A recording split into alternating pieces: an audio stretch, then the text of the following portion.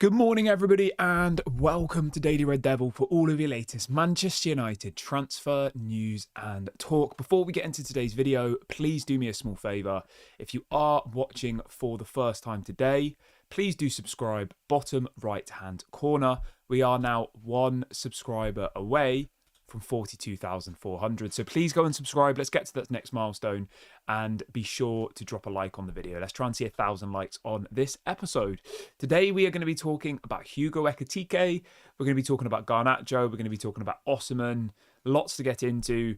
And as always, I like to start my shows off with a question. And the question is going to be very, very simple today. Would you be happy if Manchester United signed Hugo Ekitike this summer? Let me know your thoughts in the comments section below.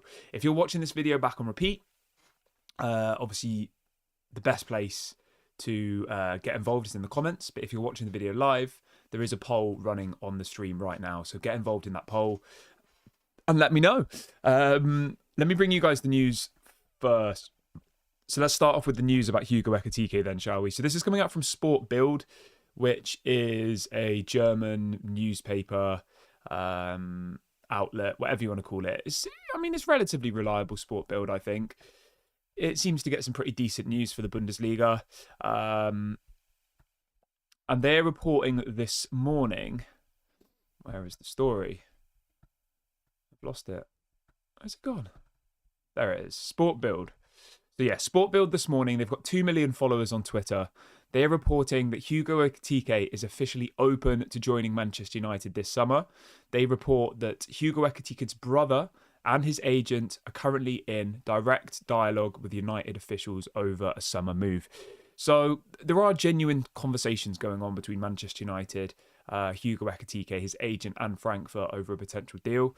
Now, I know that Hugo Ekitike wasn't at the top of most people's lists. I know most people wanted Gyökeres, and then they said Osimhen. I think Hugo Ekitike was probably like third on the list, I would say. Would you agree? And if you're Manchester United, he was technically fourth on the list because Liam Delap was number one. We didn't get him. Gyökeres was number two. He's chosen Arsenal. Osimhen, I don't know what's going on with Osimhen. It feels like we just aren't going for him. And then the last option is Hugo Ekitike. Now, I do understand the reasoning of why Manchester United would go for Hugo Ekitike. Okay, I get it. He's just turned 22. He has the potential to become one of the best strikers in the world. He's not on big wages. Like, all of these things are what Manchester United will be considering, you know? They're looking at a player for the next 10 years, and Hugo Ekitike could be that. He could be Manchester United's equivalent of Alexander Isak, you know? By way of, you bring in a player at the age of 21, 22, who's done well in the Bundesliga, bring him in, and hopefully, you know, hopefully you do a Newcastle and you find the next Isak or the next whoever it might be. So I do get the logic behind it, but I do just think it's a massive risk at the same time because we need proven goal scorers in this team. We tried it with Højlund. Højlund was a similar situation, you know. Højlund could be on the level that Isak is now if things had turned out better, but he's just not, is he? And there's a massive risk that you bring in Hugo Ekitike and it's just a repeat of Højlund. Like, that is a strong possibility that we have to consider. So, I don't know. I'm not sure how I feel about this. I mean, if someone said to me it's Hugo Ekitike or nothing, I would take him. But I did have my heart set on Gyökeres or Osimhen. I really did. Obviously, if he comes, I'll support him. He'll have my full backing, and you know, I hope he does well. But I'm just not convinced at the moment. You know, he got 15 goals in 33 games in the Bundesliga, playing for Frankfurt, who are one of the better sides in the Bundesliga. It's not amazing, is it? If we were talking like 20, 25 goals in the Bundesliga at the age of 22, I'd be like, you know what? Let's give it a punt. Why not? But 15 goals in 33 games. Is that good? I don't know. Is that worth 100 million euros these days? They finished third in the Bundesliga. So they're the third best team in the Bundesliga, and he managed 15 goals in 33 games as playing as a striker. When you look at people like Brian Mbeumo, who's playing for Brentford, a mid-table side, and he got 20 goals in the Premier League. And we're reportedly going to pay around 60 million for him. Whereas Frankfurt want 100 million euros or 80 million pounds for Hugo Ekitike. So Yeah, I think the problem for me is not so much whether he's a good player. I think he's definitely a good player. He has bags of potential. I think my biggest kind of worry is that we're again buying somebody who's unproven. We're buying somebody who could be world class in the future, but he could also not. That's kind of the fear. And they want a ridiculous amount of money. And knowing Frankfurt, like they do business very, very well. They sold Omar Mamouche to Man City for 75 million euros in the January window. And I would say that, they're probably roughly around the same kind of quality, but Omar Mamouche is 4 years older. So I think the reason why the Hugo Ekitike fee is so inflated is purely because of his age, because of his potential. Yeah, I would take him. I would take him if it was the only option. But yeah, how do you guys feel? Let's have a little look. Yeah, just a quick one as well. The transfer window has reopened today. So hopefully we start seeing some deals happen this week. Brian and Mbumo to Manchester United, hopefully this week. The window is officially open as of today. And it will now be open again for, 2 months? The window's open for? So yeah, that's really, really positive. But yeah, let me know what you guys think. Would you go for Hugo Ekitike, yes or no? Let me know your thoughts in the comment section below. The results of the poll so far, 60% of people watching this video would be happy with Hugo Ekitike. 40% of you say you wouldn't be happy. So it's kind of on the fence at the moment. There's a few more people saying yes than no, but it is still quite close. I think the biggest thing for me is the price tag as well. I think 100 million euros asking price is just ridiculous. There's no way on earth he is worth that. If it was like maybe 60, 70 million euros, I think it's worth a risk. But it could be another Højlund. He might come in and score 4 goals in the Premier League and we'll be sat here saying we need another striker. And then what do we do then? So even at 60, 70 million euros, I still feel like it's a risk. Yeah, I mean, 60 million euros is 50 million pounds. I wouldn't be paying more than that for him, to be honest. 60 million euros. But do we really think that Frankfurt are going to drop the asking price from 100 to 60? No, they're not. I think if we genuinely wanted him, right, and we genuinely wanted to negotiate, I think we'd probably get him for around 75, 80 million euros, I reckon, which is, let me do a conversion. It's about 70 million pounds. That's probably realistic. If they sold Omar Mamouche for 75 to Man City, I reckon if we were like 100% set on him, they would probably do it for 75, 80 million is my kind of prediction. Omar Mamouche in the Bundesliga by Christmas had already got 15 goals and 10 assists in 17 games, which is mental. So when you compare that with Hugo Ekitike, Omar Mamouche had got more goals and more assists by Christmas than Hugo Ekitike got all season. So that kind of sums it up, the difference in quality there. Omar Mamouche got 9 goals and assists in 16 games in the Premier League as well this season. So he had an incredible season. He got 45 goals and assists in 48 games across all competitions. Hero says, I've seen him play. He looks like Isak. He can run fast, dribble and score, but not for 100 million. Fair enough. They also say maybe in a few installments, like 30 million this year, 30 million next year. Yeah, I mean, it would obviously be in installments. We're not going to expect to give him 100 million up front, of course. But I think even if it's in installments, right, we still have to pay them that money. It's not like they're saying, oh, you can have him for 30 million and you don't have to ever pay us the rest of the money. Like, we will be expected to pay those installments. So installments are great. It's a good way of, bringing down your costs this summer and your ability to spend more money by, signing 10 players and paying 10 million each for one window or whatever it might be. But yeah, I think I'm up for Hugo Ekitike. I just don't think 100 million euros is a sensible fee. And I'm sure Manchester United are thinking the same thing. There's no way they're going to pay 100 million euros for... Yeah. So, yeah, but let me know what you guys think about that one. Hugo Ekitike to Manchester United. It realistically does feel like the most likely option at the moment. Obviously, Gyökeres has chosen Arsenal. So, I think we're probably done with that one. Osimhen, I don't know what's going on with Osimhen, to be honest. Like, I would take Osimhen at Man United, but it doesn't really seem like we're going for him, does it? He's available. He has a release clause. Garnacho to Napoli is an option. It should be a relatively easy deal to do. I think the biggest kind of concern with the Osimhen deal is because of the wages. I think the wages have put Manchester United off. He reportedly is asking for around 250 to 300 grand after tax, which we've spoke about before.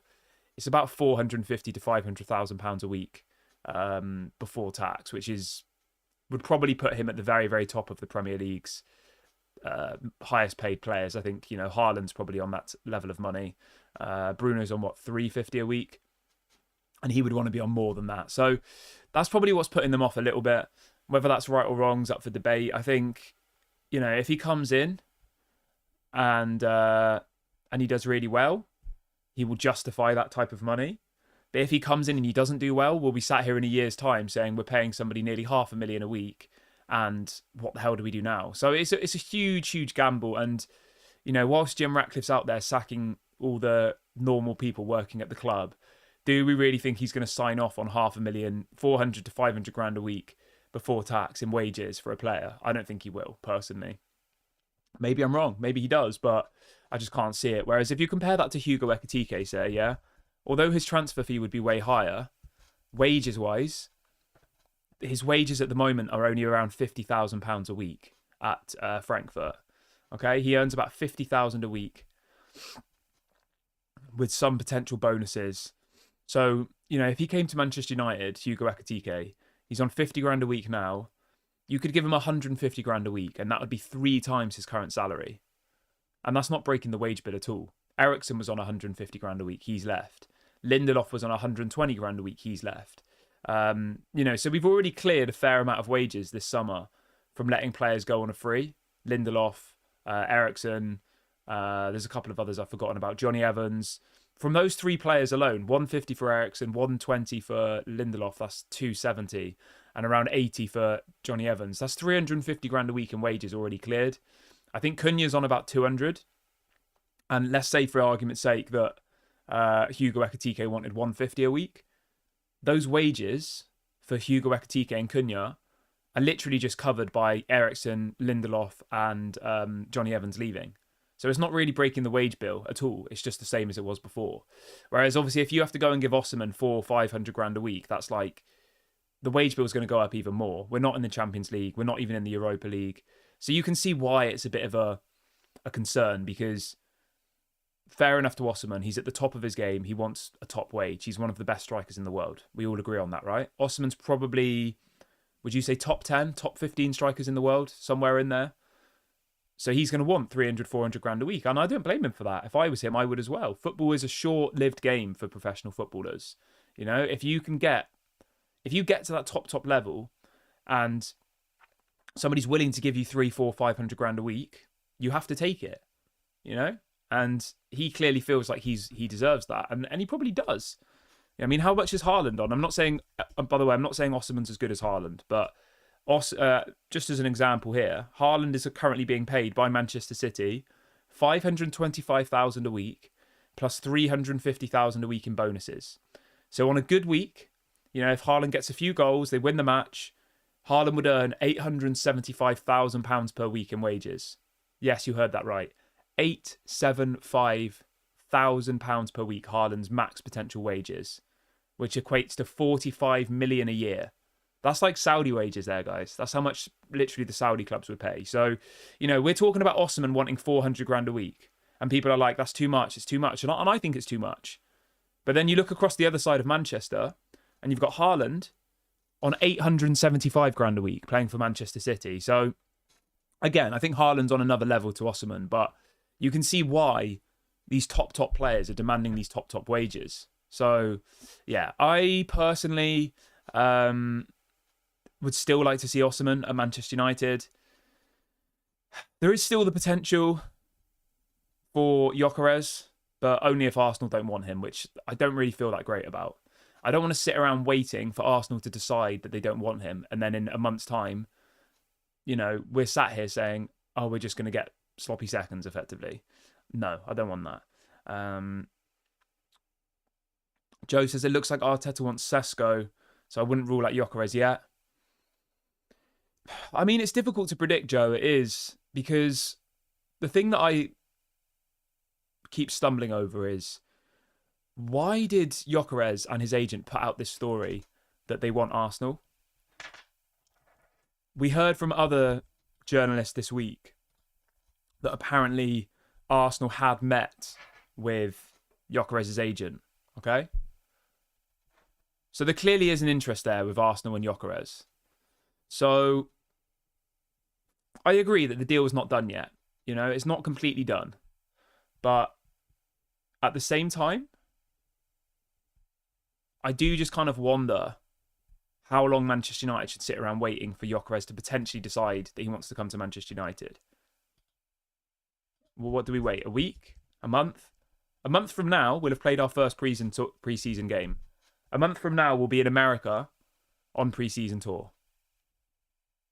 We need our strikers in for that pre-season tour, which literally is in a month. I would wait maybe a week, 2 weeks max. And if at that point there is nothing, I would move on. I think even then we should be looking to move on now, to be honest. I think we should be looking to move on now.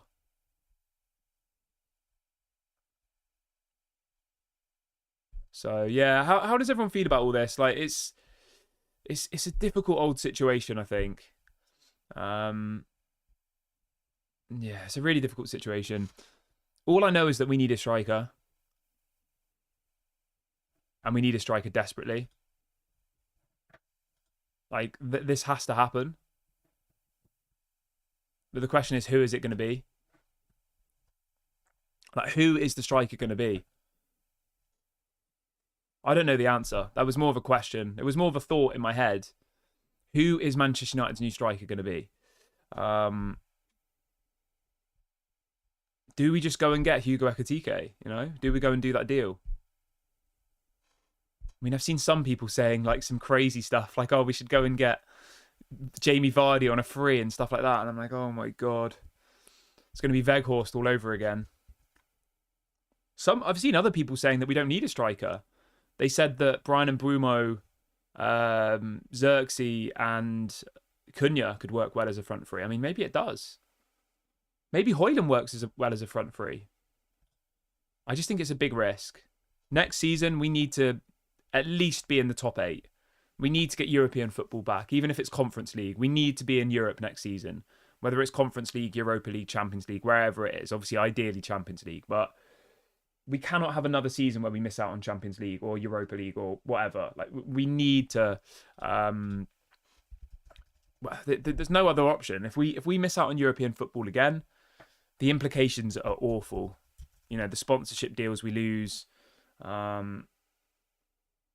Yeah, it's a really, really big concern, to be honest. If we were to miss out on Champions League football for what would it be, a second season in a row? No. Yeah, no, it'd be a third season, because we were in the Europa League last year, weren't we? Yeah, I mean, they just can't happen. We have to be in the Champions League. We have to be, just from a financial standpoint.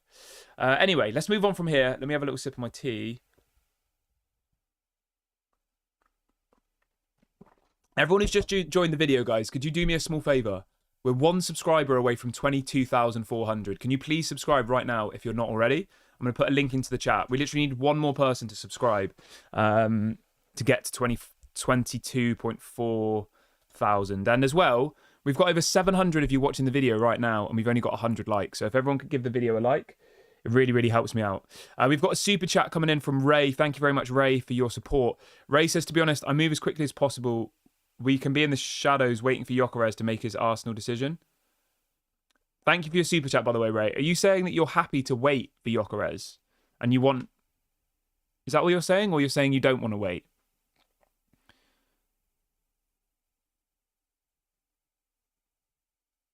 Oh, you're saying we can't be in the shadows waiting for Gyökeres, I think you're saying, right? Yeah, if that's what you're saying, I completely agree, mate. 100%. We can't just sit around here with sitting on our hands saying, Gyökeres, please, please, like... No. The transfer window opens today. I want to see Mbeumo by the end of this week. I want to see a striker the week after. I want to see Rashford gone. I want to see Garnacho gone. I want to see Sancho gone. I want stuff to start happening. The new season starts in like literally 8 weeks from now. 8 weeks from now, we'll be playing our first Premier League game. That is literally a crazy thought, isn't it? That literally in 8 weeks from now, we'll be playing our first Premier League game. Our first pre-season game is on the 19th of July. It's like 4 weeks away. And we've got one player through the door so far and nobody's left. Now, I appreciate that the first little transfer window was a little bit weird. It was mainly to get players in for the Club World Cup. So I'm not going to give them too much of a hard time, okay? Ineos, etc. Because we've never had a window where it opened early and shut. Like, it was strange. I get that. But there's no excuses now. The window is open today.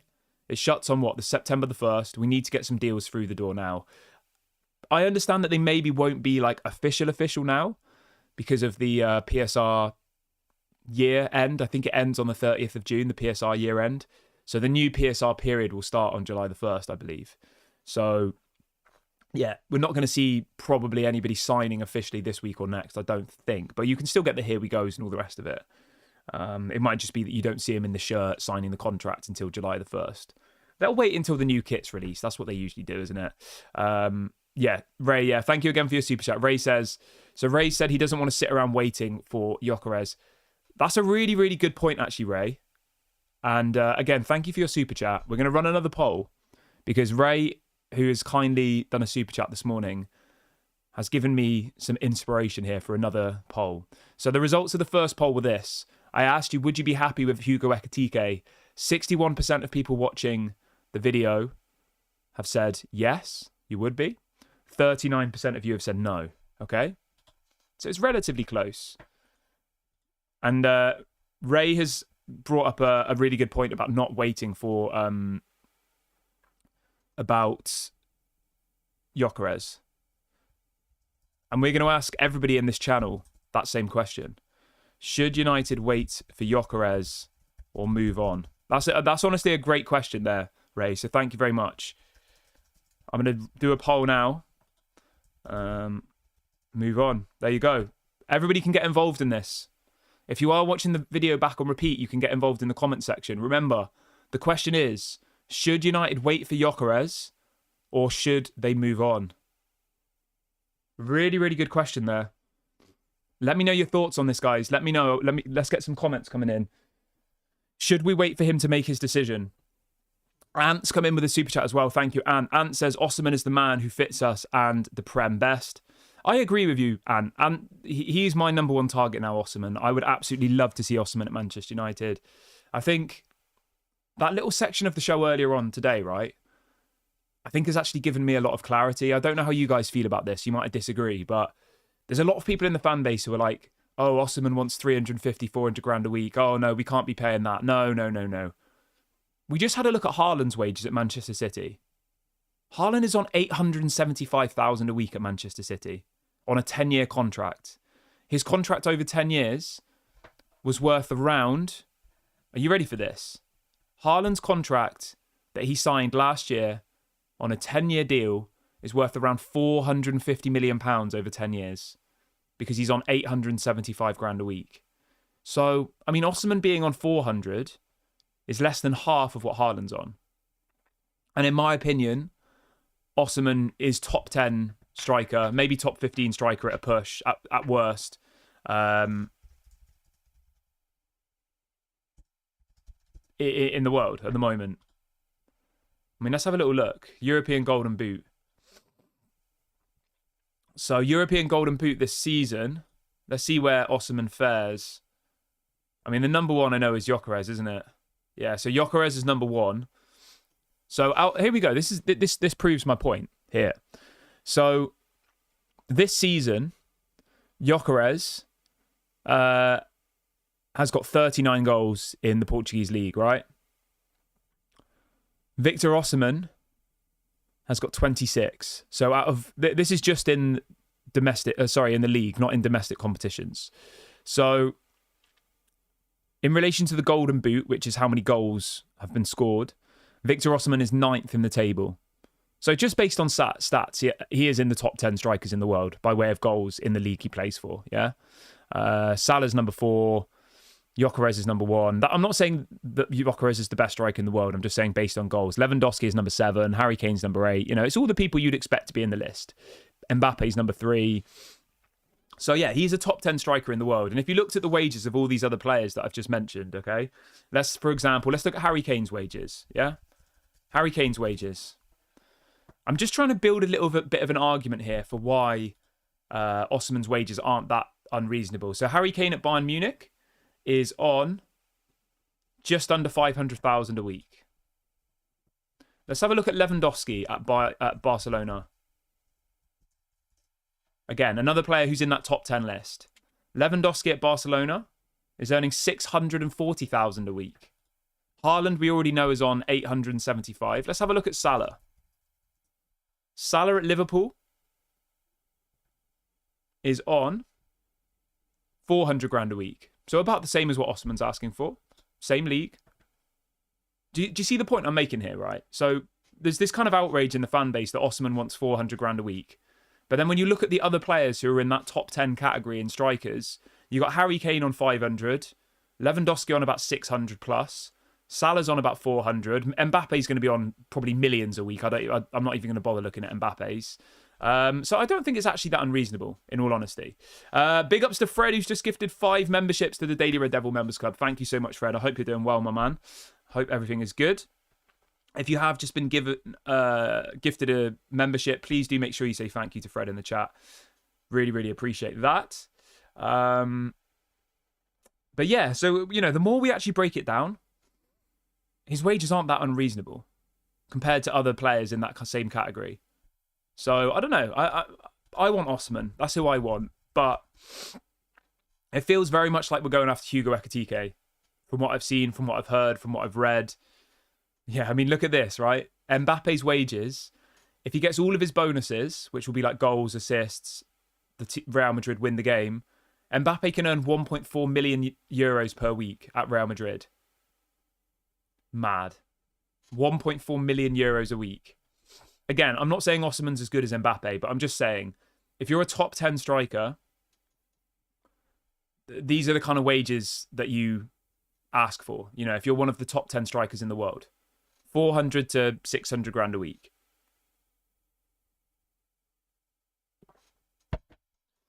But yeah.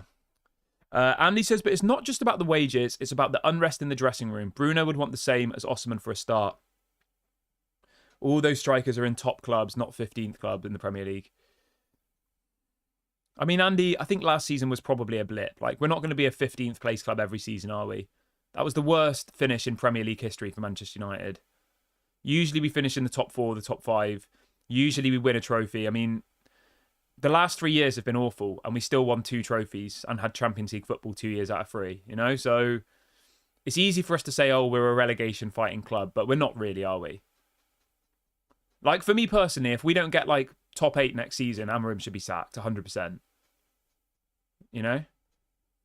Would you agree? We're not a relegation fighting club. We were last season. That was a blip. That can't happen again. So, yeah. Andy says, we talk about wages, but also forget about the bonuses.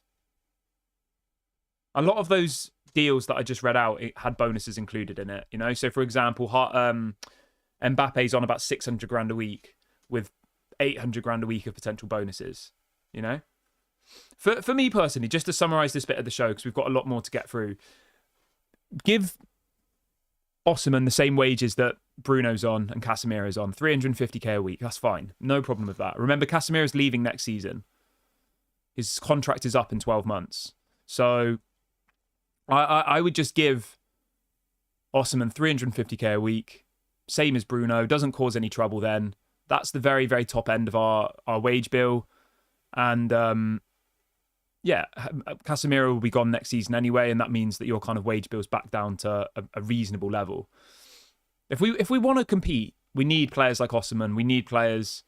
Some people saying that apparently we're going to sign Ekitike this week. Where are you seeing that? So just to summarise, I want Osimhen. I think he'd be a better option, but I feel like Manchester United are going to go with Hugo Ekitike.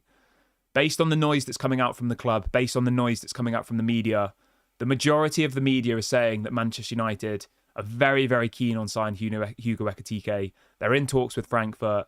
Obviously, they'll be able to structure a deal over like a 5-year period. I think Hugo Ekitike will be the player they go for. So as disappointing as that is for some people, we've got to get behind him. We've got to hope and pray that Hugo Ekitike becomes our Alexander Isak. And we've got to hope and pray that it works. Because if this is another Rasmus Højlund situation where he gets 4 goals in the Premier League and we're sat scratching our heads saying, what do we do? We're blaming not enough service. Like, all of those things are valid reasons, but we just need him to come in and hit the ground running. So, yeah, we'll see what happens. But like I said, from the noise that's coming out from the club and the media, it does very, very much feel like Hugo Ekitike is the player that they're going to go for. And the reason for that, guys, just to summarise, is because of his age. He's 22. Because of his potential. Because of the ability to structure a deal over a longer period of time. Remember, Osimhen has a release clause. Usually with release clauses, you're expected to pay it all up front, which Man United obviously can't do and can't afford to do. Whereas with Hugo Ekitike, even if we do give them 100 million euros, right, it will be over a 5-year period. They'll give them 20 this year, 20 next year, and so on. So there's a big difference there.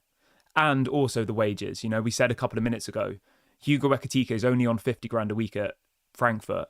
If you tripled his wages, he'd be on 150k a week, which is 200 grand less a week than what Osimhen's asking for.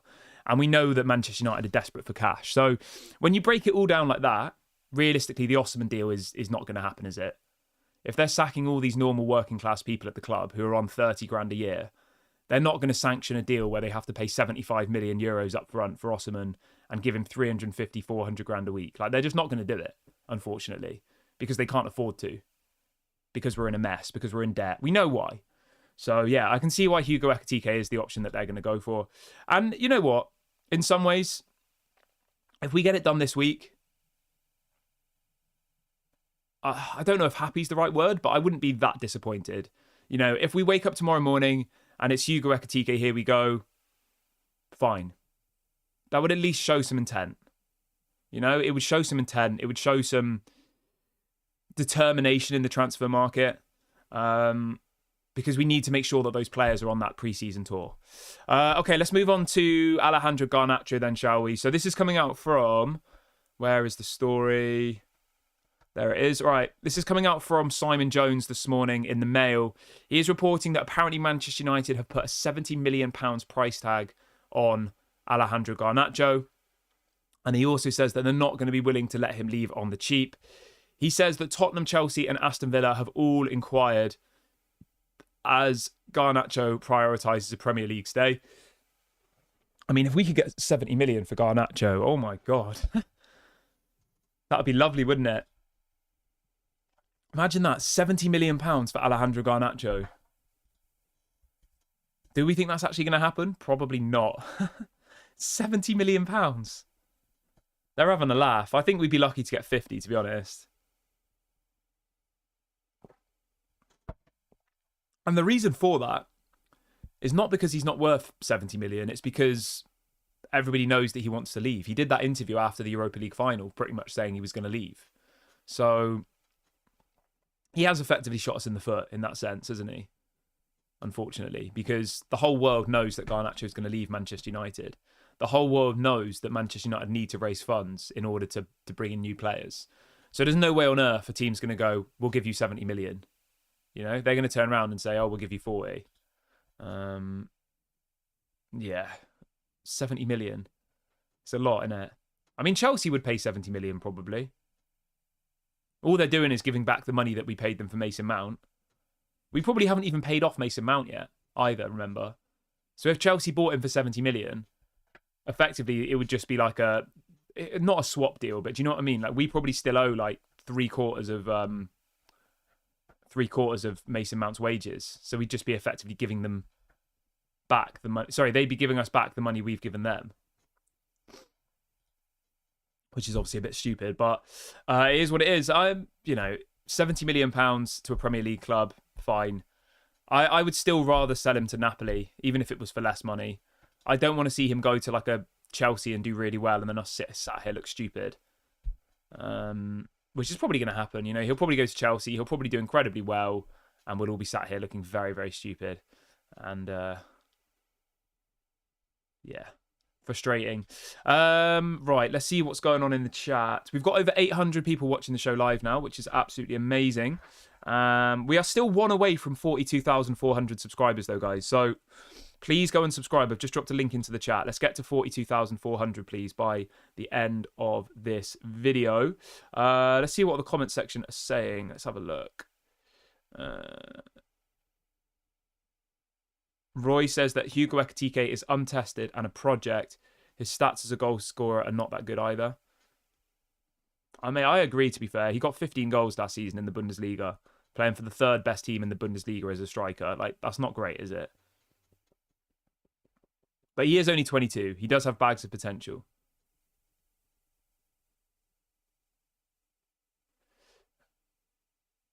This is a good question. Someone says, do you wish we kept McTominay?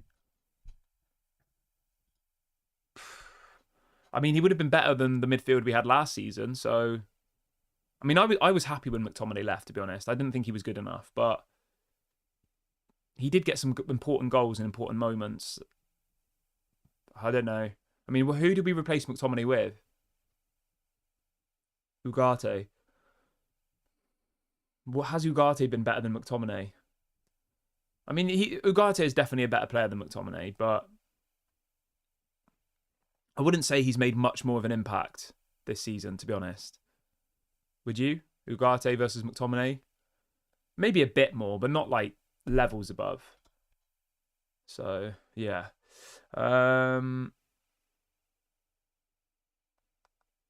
What else have we got here?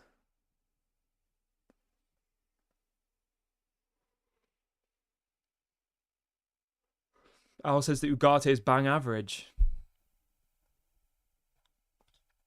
Fair. It's brutally honest, but yeah. Yeah, the thing I always say is, like, you got to give players 2 seasons, right? Ugarte's had 1 season. I think he was fine. I think he was decent. He was okay. He was like a solid 5 or 6 out of 10 every single game, which I know is a bit, I mean, 5 or 6 is pretty bad, isn't it? But he was always pretty steady. Never amazing, never terrible, just average. The second year is always the year where we can kind of judge a player. Same with Xerxes. I think Xerxes was like a 6 out of 10 most games. Would you agree? Last season, he was never awful. He was never amazing. He was always just okay. This year is where they really need to take that up. We want to see 7 and 8s every week from Xerxes and Ugarte. I think Lenny Yoro was the only one who, like, was probably consistently like a 6.5 to an 8 every game. Lenny Yoro. You know, he was always good. I'd put him in the good bracket. Never world class, because he's only 19, but he was always good. Whereas Ugarte and Xerxes, for me, were always just like 6, average. Okay. Not amazing, not terrible. So yeah. De Ligt, I think, had some good games. I'd say he was probably always in the 6.5 to 8 category. De Ligt and Yoro, but Xerxes and Ugarte, for me, were just kind of always in that middle bracket. Yeah. Fixtures on Wednesday. Yes, I probably will be doing that, yes. What else have we got in the chat? I think that's everything I've got planned for the stream today, guys. It's been a very, very good video today. Lots of people in here, lots of regulars, lots of new faces, which is always good to see. I am going to have to love you and leave you. If anything breaks during the day, I will go live, of course. So make sure you are subscribed. Make sure you've got that notification bell on. And be sure to drop a like as well. We've got over 700 people still watching the video. So if everybody who's watching the video now leaves a like on their way out, it will really help me out. And make sure to get in the comment section. Once the video has been published in about 10 seconds, get in the comment section and have your say on Hugo Ekitike. I like to read through all the comments. It's kind of hard to do it when the live chat's on because there's so many. But so once the video is published, head on over, click on the video, get in the comment section and let me know your thoughts on Hugo Ekitike to Manchester United.